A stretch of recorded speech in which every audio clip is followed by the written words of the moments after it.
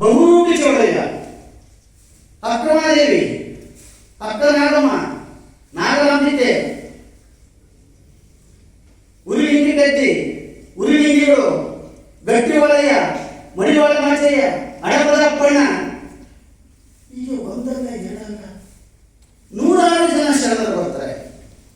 ಆ ಶರಣರ ಸಾಲಿನಲ್ಲಿ ಬಸವಣ್ಣನವರನ್ನೇ ಮೀರಿಸಿದಂತಹ ಒಬ್ಬ ಮಹಾನ್ ಕಾಯಕ ಯೋಗಿ ಬರ್ತಾರೆ. ಆ ಯೋಗಿನೇ ನುಲಿಯ ಚಂದ್ರಯ್ಯ. ಬಸವಣ್ಣನವರು, ಚನ್ನಬಸವಣ್ಣನವರು, ಅಲ್ಲಮಪ್ರಭುಗಳು ದಿಗ್ಭ್ರಮೆಯಾಗುವಂತಹ ಪ್ರಶ್ನೆಯನ್ನು ಕೇಳ್ತಾರೆ. ಅದು ಅವರ ಜ್ಞಾನ. ನುಲಿಯ ಚಂದ್ರಯ್ಯನವರ ಭೌತಿಕತೆ. ಅದಕ್ಕೆ ಅವ್ರು ಹೇಳ್ತಾರೆ, ಅವರ ವಚನದಲ್ಲಿ ಬಹಳ ಚೆನ್ನಾಗಿ ಹೇಳ್ತಾರೆ. ಅದಕ್ಕೆ ಮುಂಚೆ ಇವರು ಹೇಗೆ ತಮ್ಮ ಜೀವನವನ್ನು ಸರಿಸಿದ್ರು ಅನ್ನೋ ಮಾತನ್ನು ಹೇಳಿ ಆ ನಂತರ ಮಾತನಾಡ್ತೇನೆ.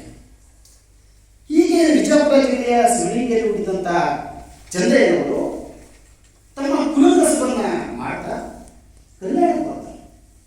ಕಲ್ಯಾಣದಲ್ಲಿ ಬಸವಣ್ಣನವರ ಜೊತೆ ಸೇರಿ ತಮ್ಮ ಬದುಕನ್ನು ಸರಿಸ್ತಾರೆ.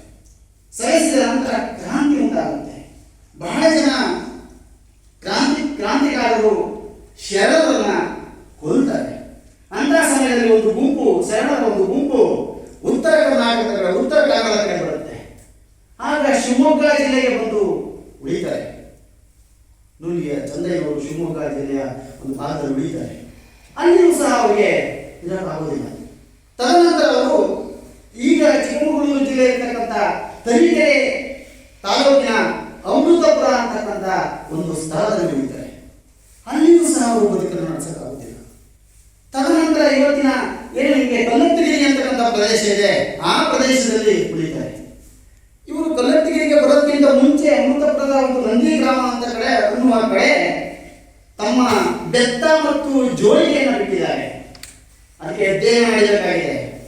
ಅದರ ಬಗ್ಗೆ ನಮ್ಮ ಸಮಾಜದವರು ಯಾರು ತಲೆಕೆಡಿಸಿಕೊಳ್ಳೋದಿಲ್ಲ. ಅದರ ಬಗ್ಗೆ ಅಧ್ಯಯನ ಮಾಡಬೇಕಾಗಿದೆ.